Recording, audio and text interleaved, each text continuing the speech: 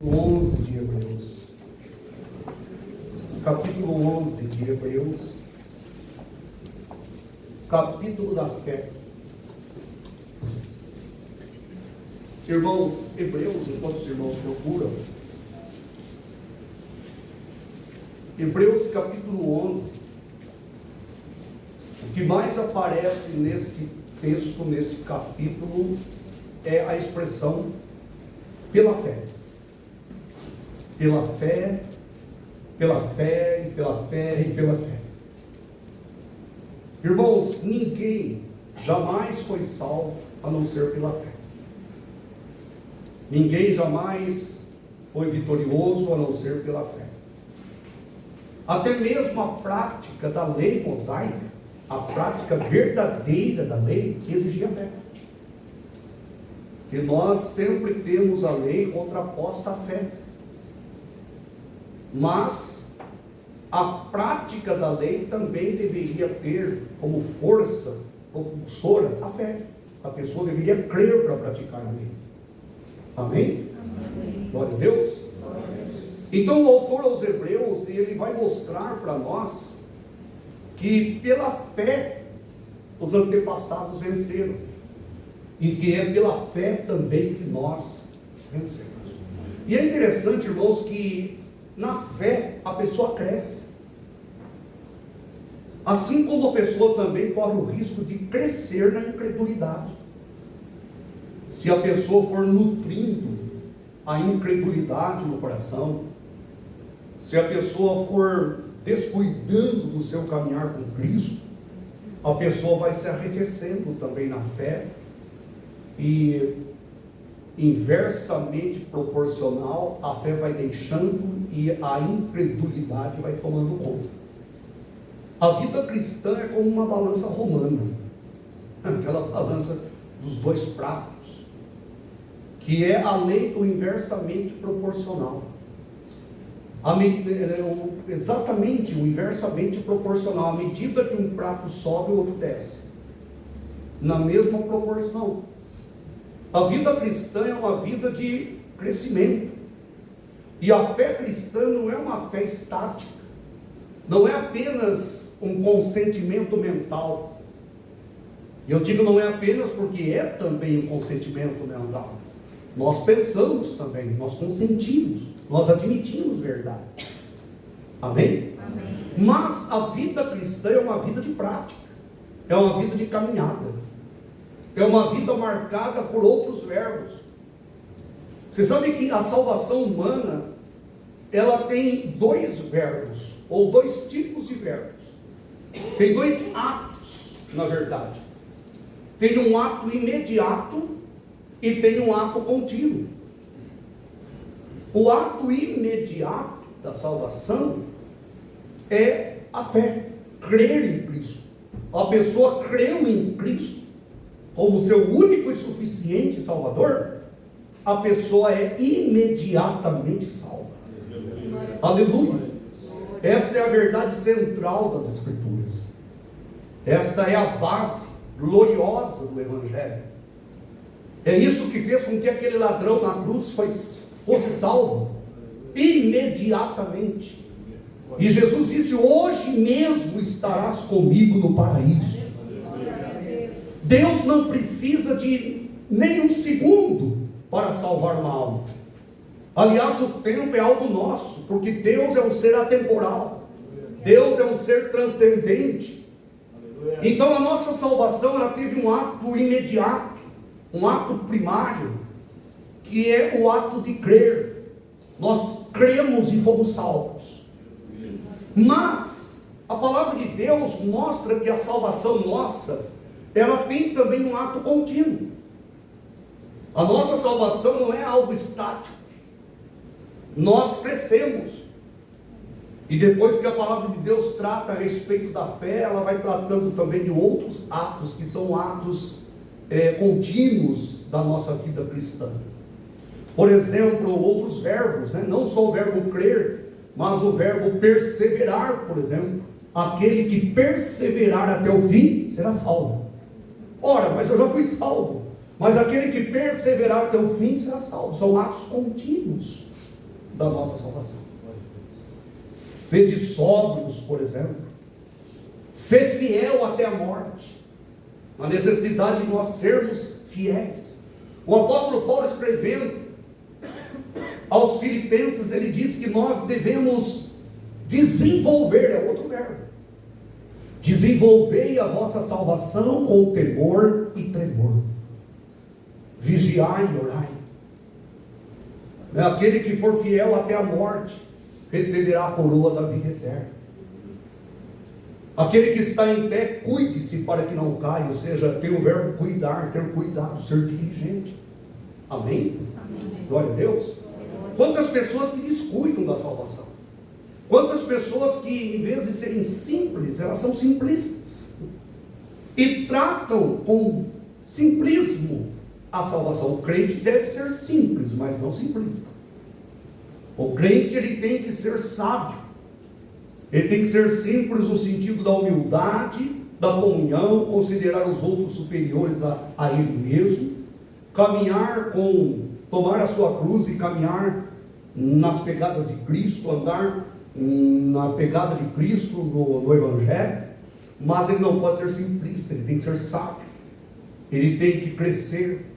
A palavra de Deus nos mostra que a vida cristã, ela envolve outros verbos além do verbo crer, e são os atos contínuos da nossa salvação.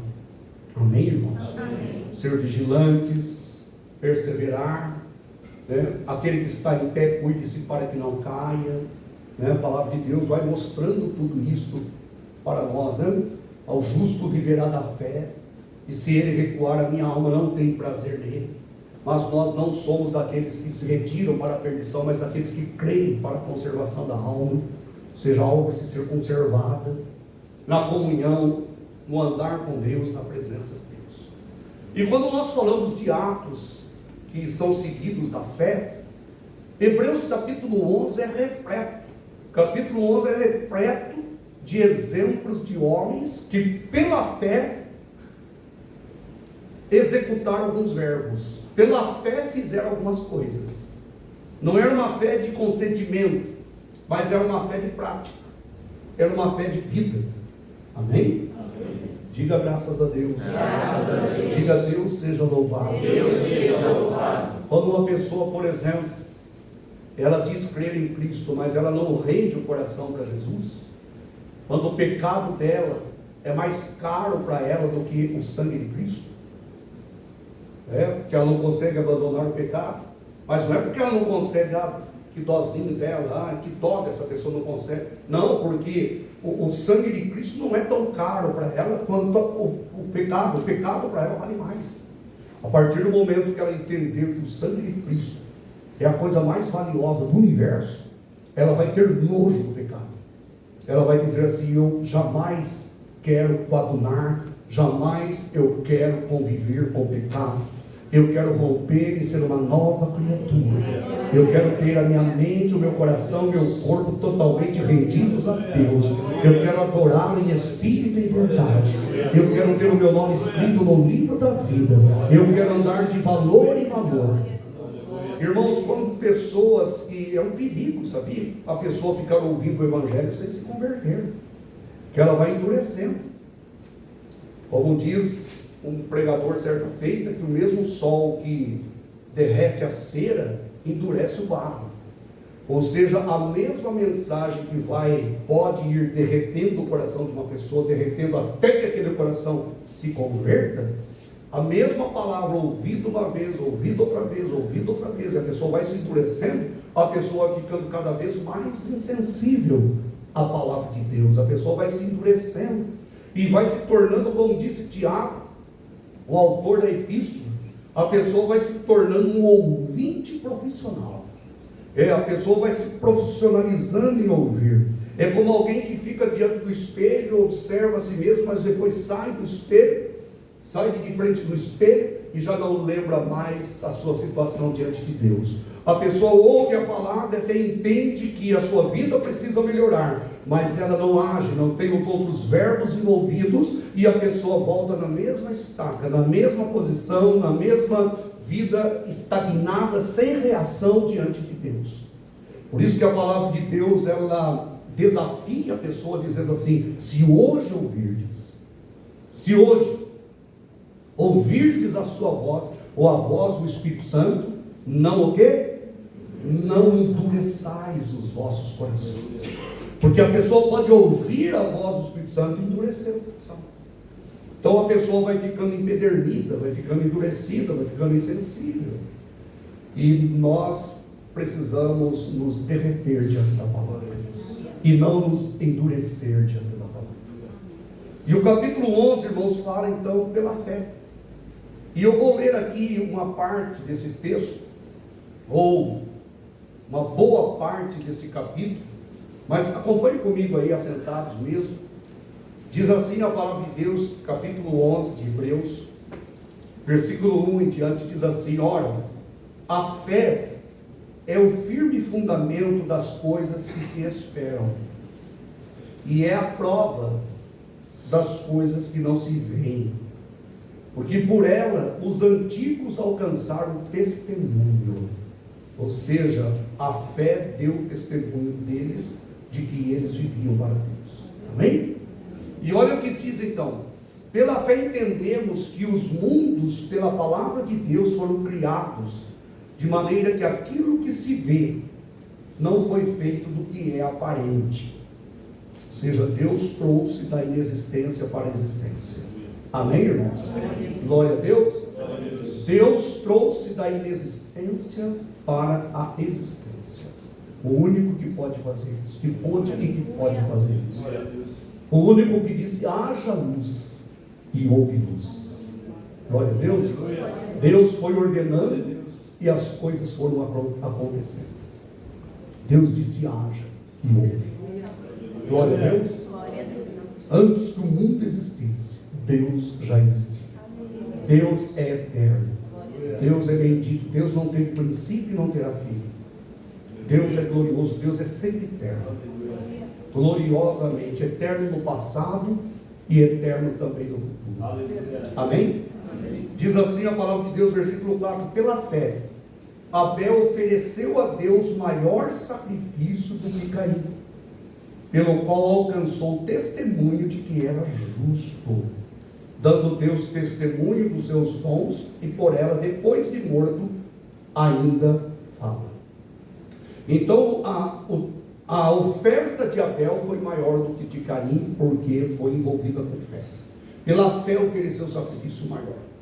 Pela fé Enoque foi trasladado para não ver a morte, e não foi achado, porque Deus o trasladara, visto como antes da sua trasladação alcançou o testemunho de que agradara a Deus.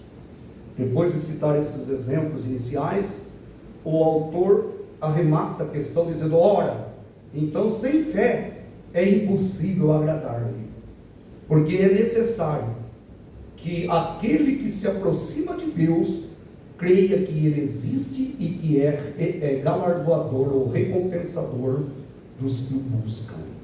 Amém? Amém. E assim vai indo pela fé e pela fé. Mas eu quero destacar alguns pontos aqui. Pela fé, irmãos, alguns homens aqui tiveram algumas atitudes bem fortes, atitudes motivadas pela fé. A fé faz com que a pessoa, ela leva a pessoa à absoluta confiança no que Deus falou. Sabia? Porque fé é ter Deus por fiel. É quando a pessoa sabe que aquele que falou não pode mentir. Isso é fé. Amém? Glória a Deus. Glória a Deus. Isso é fé. Leva a pessoa a ter absoluta confiança naquilo que Deus falou. A pessoa de fato crê naquilo que Deus falou. E aquilo que eu falei no início, irmãos, a pessoa cresce na fé. Cresce na fé. Estava orando hoje, e ontem, conversando com alguns jovens aqui da igreja, eles fizeram tipo uma dinâmica rápida, perguntando qual o texto da Bíblia que mais se toca. Aí cada um ficou buscando alguma passagem. E são tantas passagens, tantos acontecimentos bíblicos, que é até difícil selecionar e dizer, esse é o que mais me toca. E eu citei algo lá nessa nossa conversa, mas depois pensando, eu lembrei daquela passagem que Jesus fala assim, homens de pouca fé. Né? Se vocês tivessem a fé do tamanho do grão da semente de uma mostarda, vocês diriam a este monte, levanta-te, não é isso? Precipita-te no meio do mar, e isso aconteceria.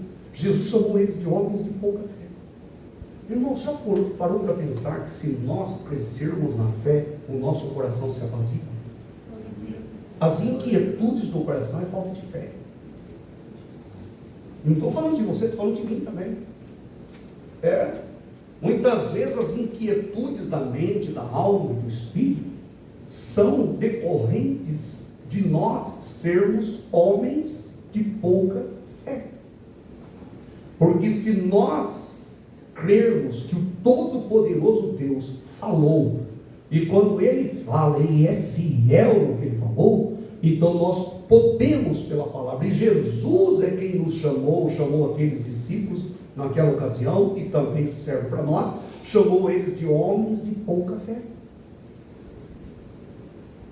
Se nós de fato crermos na palavra de Deus, se nós descansarmos na palavra de Deus, irmãos, se nós crermos que aquilo que saiu da boca de Deus é verdadeiro, a nossa alma vai se apaziguar, nosso coração vai descansar, e nós saberemos que nós estamos firmados em uma aliança eterna.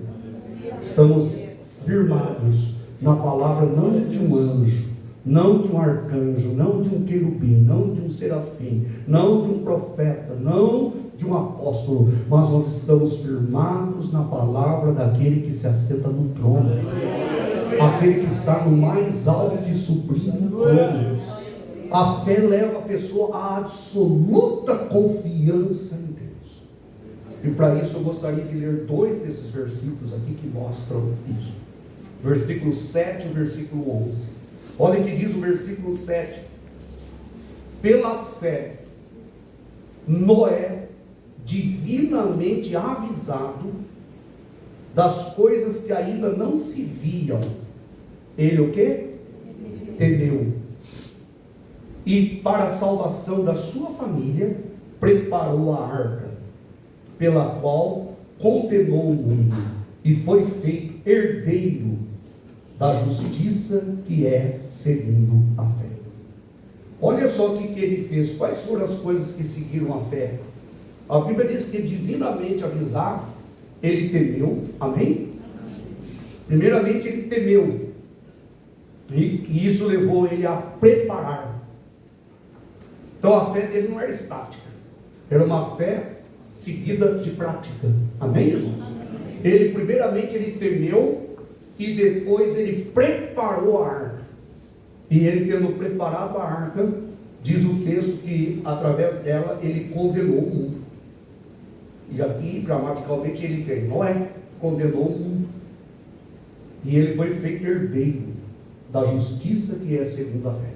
Sabia que a partir do dilúvio teve um recomeço na história, né? Através de Noé, sua esposa e seus 3 filhos, e através dos seus 3 filhos, suas 3 noras, a população do mundo recomeçou. E Noé não teve mais filhos, porque foi através desses 3 filhos que Deus repovoou a terra. Se você está aqui, foi porque Noé foi divinamente avisado, temeu e preparou a arca. Amém, meus irmãos? Glória a Deus. Diga graças a Deus. Diga Deus seja louvado. Deus seja louvado. Irmãos, nós não estamos sendo divinamente avisados também? Devemos temer a Deus e entrar na arca. E a arca é Jesus. Amém? Diga graças a Deus. Graças a Deus. Você sabe que, tipologicamente falando, a arca aponta para Cristo. Cristo é a arca da nossa salvação. Amém? Por Cristo Jesus, né, Deus salva, e nós seremos herdeiros da justiça que é segundo a fé. E todos os que estiverem fora desta arca perecerão, serão condenados.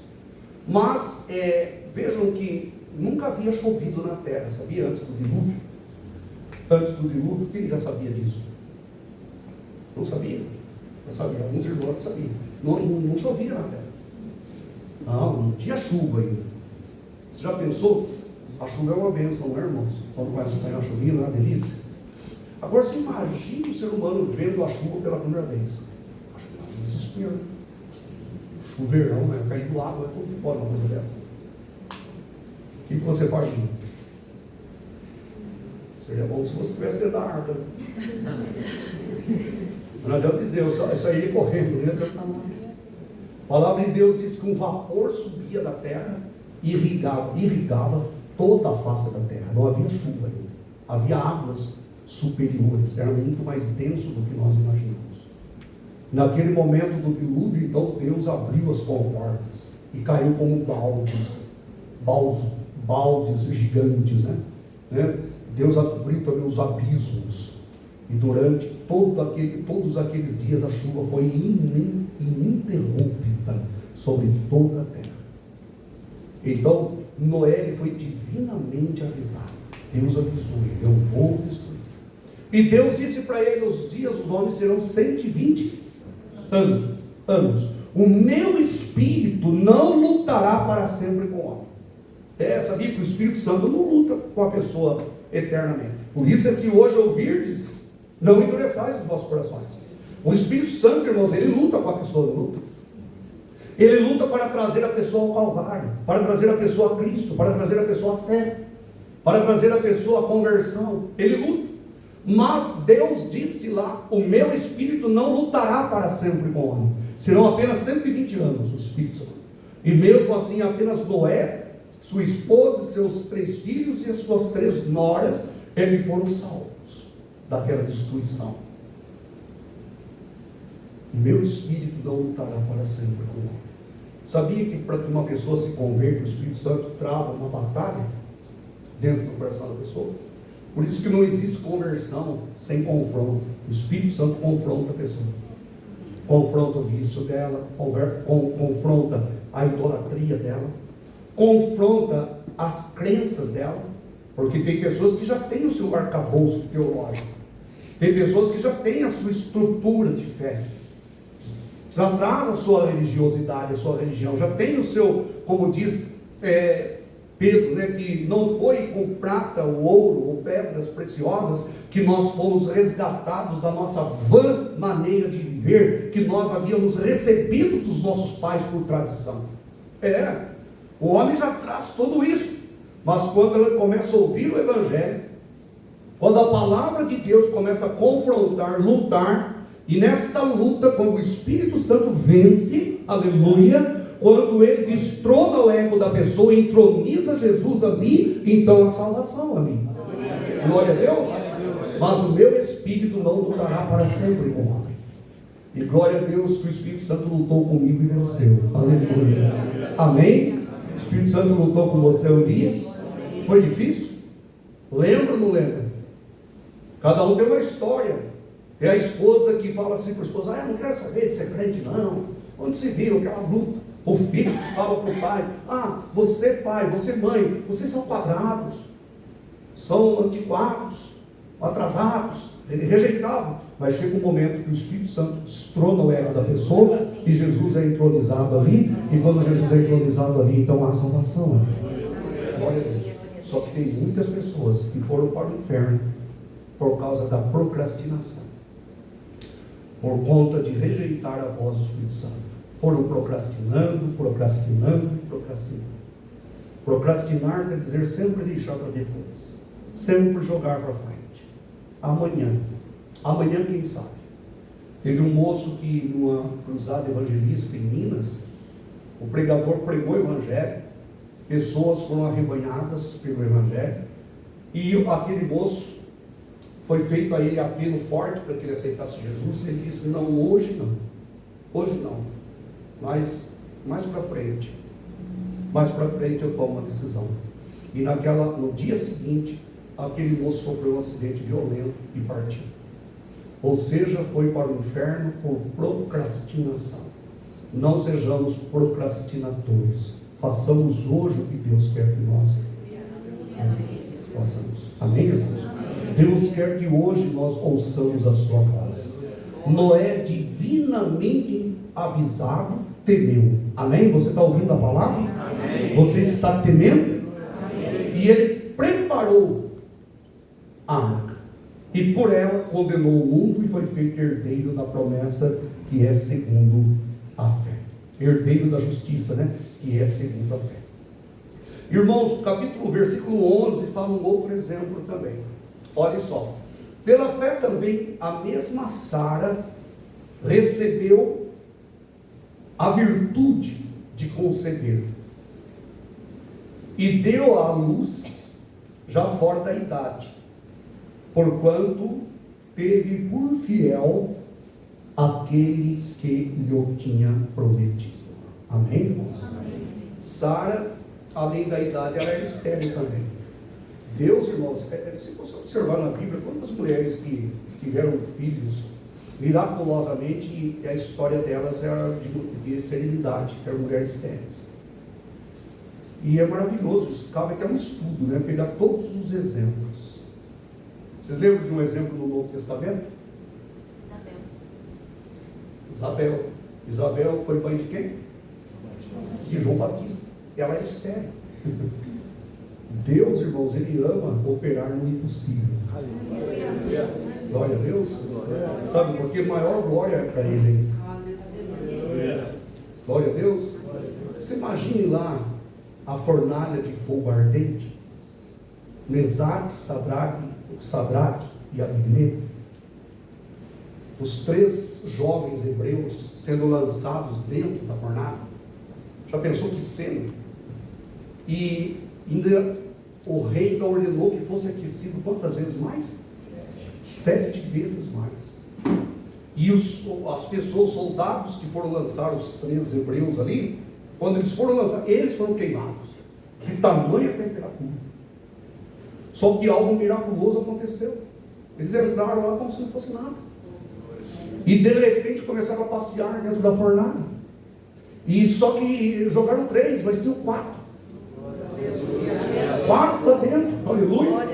E o quarto era semelhante, na linguagem dele, aos deuses. Mas era o próprio Jesus na teofania, na sua glória eterna, porque Ele apaga a força do fogo, aleluia. Quando passares pelo fogo, não arderá em ti, aleluia. A presença de Deus ali com eles. Deus opera no impossível. Deus muitas vezes não nos livra da situação, mas Ele nos livra na situação. Deus não livrou Daniel da cova, mas Deus livrou Daniel na cova. Deus não livrou Mesaque, Sadraque e Abednego da fornalha, mas livrou na fornalha. Sabe por quê? Porque na fornalha é maior glória para Ele.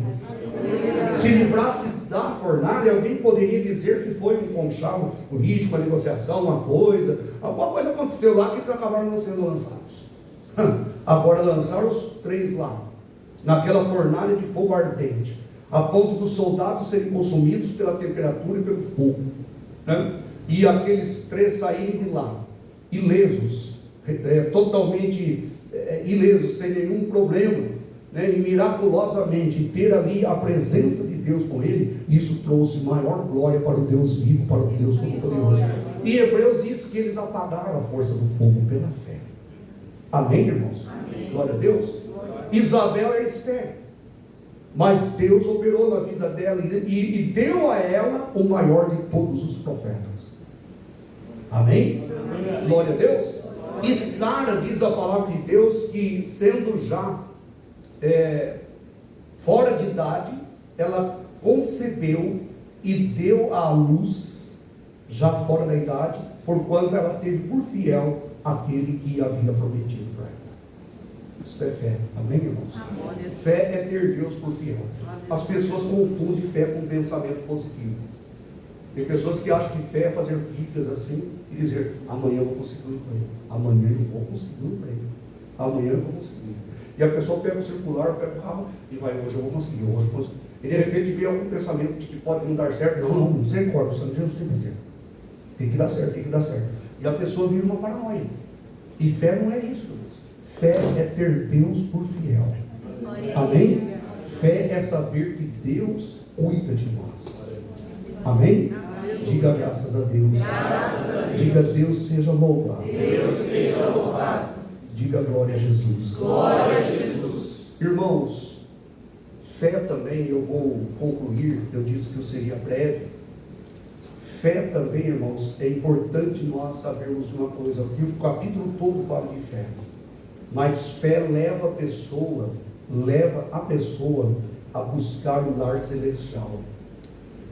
E leva a pessoa a não voltar para a pátria antiga. A pátria antiga é o mundo, é o pecado. E olha o que diz, e com isso eu vou terminar, versículo 14, 15 e 16. Diz assim a palavra de Deus. Porque os que dizem, eu vou ler o versículo 13 para nós entendermos aí. Todos esses morreram na fé, sem terem recebido as promessas, mas vendo-as de longe, crendo nelas e abraçando-as. Olha esses três verbos, eles viram de longe, eles creram e eles abraçaram.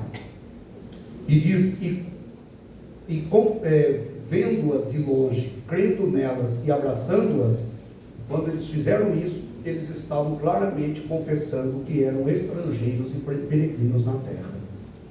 Porque os que isso dizem, claramente mostram que buscam o quê? Uma pátria. E a nossa pátria fica onde? No céu. Amém? Eles buscam uma pátria. Quando eles confessavam que eles eram peregrinos, e eles vendo as promessas, crendo nelas e abraçando elas, eles claramente estavam declarando que buscavam uma pátria. E o versículo 15 diz: e se na verdade se lembrassem daquela de onde haviam saído, teriam oportunidade de tornar, voltar, e Deus, mas, versículo 16, mas agora desejo uma melhor, isto é, a celestial, pelo que também Deus não se envergonha deles, de se chamar seu Deus, porque já lhes preparou o quê? Uma cidade. Amém, irmãos? E olha só, a nossa morada é celestial. Nós não temos uma esperança terrena. Nós não vamos ressuscitar e vamos ficar aqui na terra fazendo bilutepeia nos leões, como querem as testemunhas de Jeová. Não, nós temos uma esperança celestial.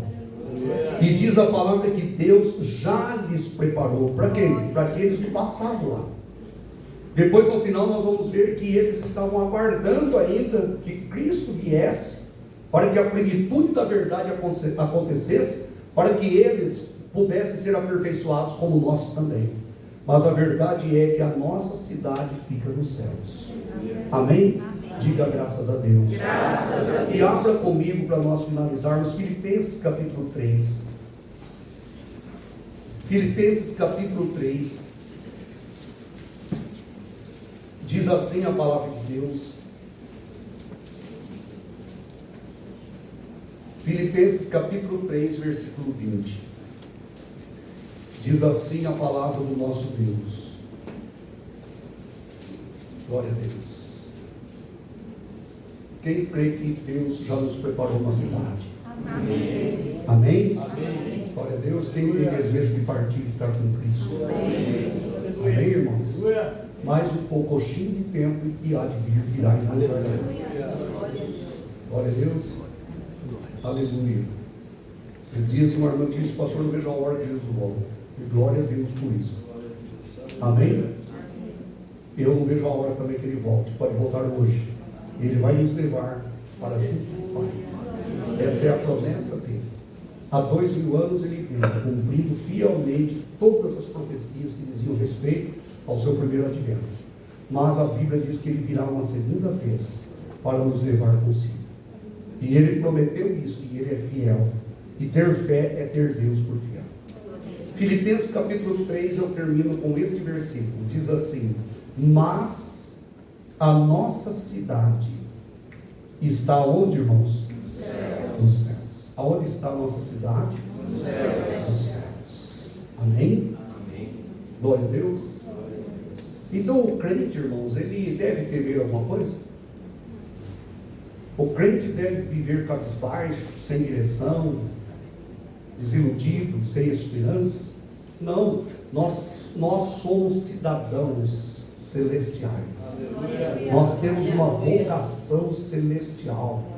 Deus nos transformou para isso. Nós somos salvos por isso. Isso não é mérito nosso, é graça de Deus, é misericórdia de Deus. Você não fez por merecer. Na verdade foi graça que te alcançou, foi a misericórdia de Deus que te alcançou, foi a batalha que o Espírito Santo travou no seu espírito e venceu.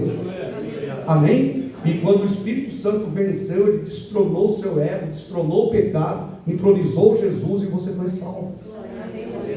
Aleluia, foi a grande e gloriosa derrota do seu ego.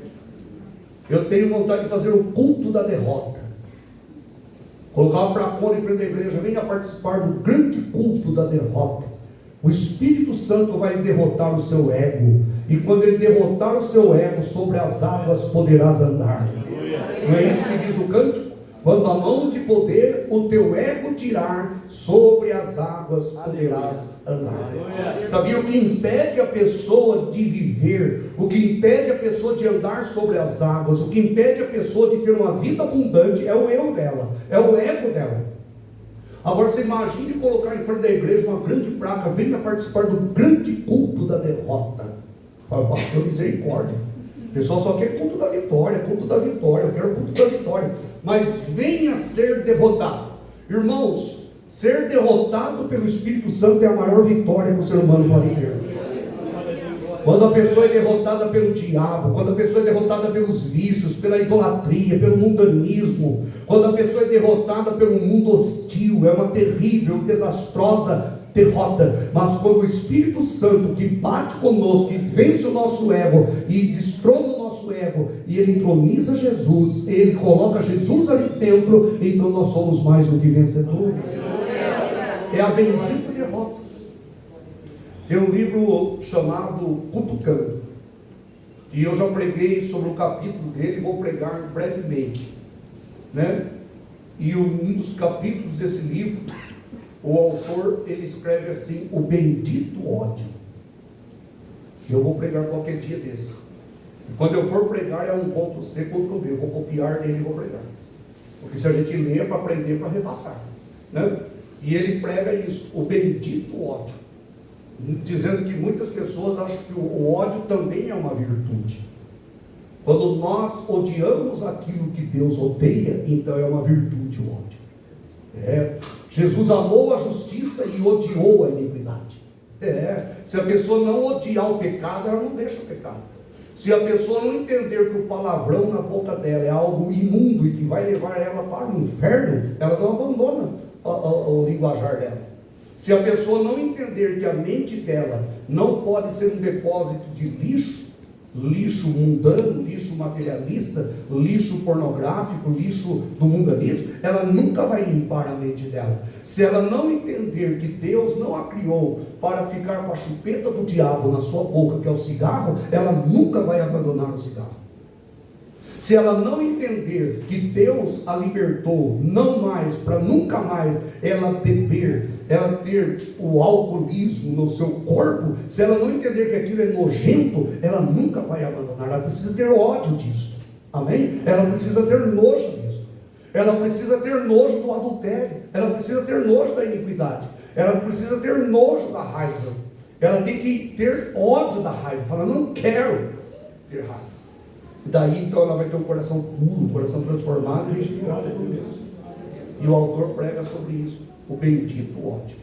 Ele diz que o amor é a maior de todas as virtudes, mas não é a única virtude. Que o ódio também é uma virtude, quando ele é direcionado àquilo que Deus também odeia. E que o amor pode ser uma tragédia, quando nós amamos aquilo que Deus não ama. Amém, irmãos? Amém. A Bíblia diz: não ameis o mundo, nem o que no mundo há. Se alguém ama o mundo, o amor do Pai não está nele. Você já pensou se amar aquilo que Deus não ama? Você quer amar aquilo que Deus não ama? Se você amar aquilo que Deus não ama, você vai cair na ideia do Alziro Zarum, pai da LBV. Ele diz assim: se Deus é bom, o Espírito é assim, né? Se Deus é bom e tudo que Ele cria, ao mal Ele não destina, então Ele não criou o diabo para o mal. O diabo é o nosso irmão mais velho. Amemo-lo de todo o nosso coração. O que você acha disso? Amar o diabo de todo o seu coração. O que você acha? Joia, tá certo? Irmão mais velho? Só se for irmão dele.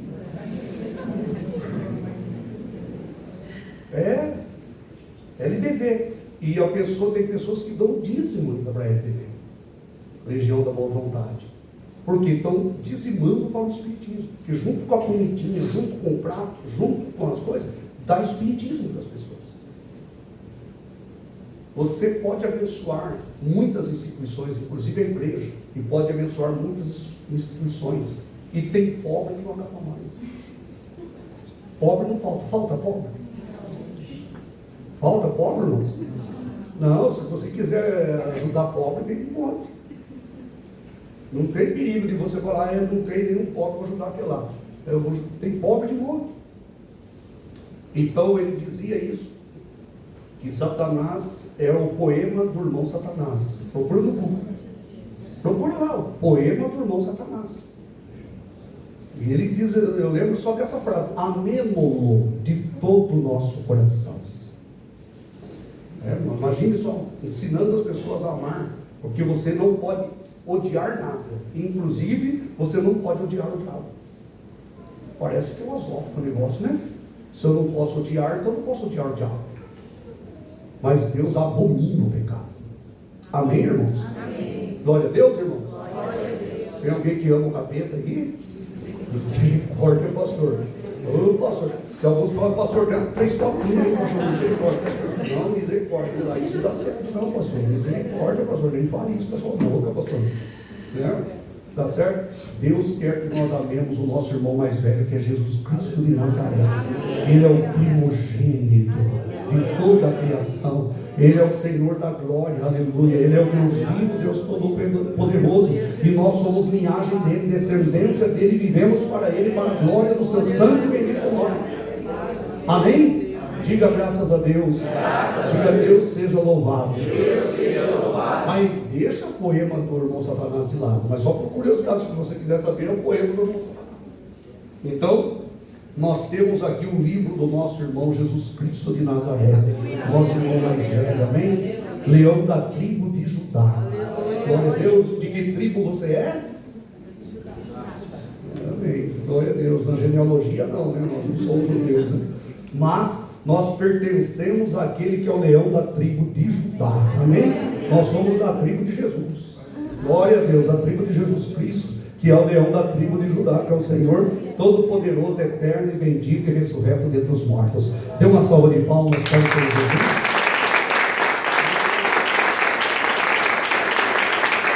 Aleluia.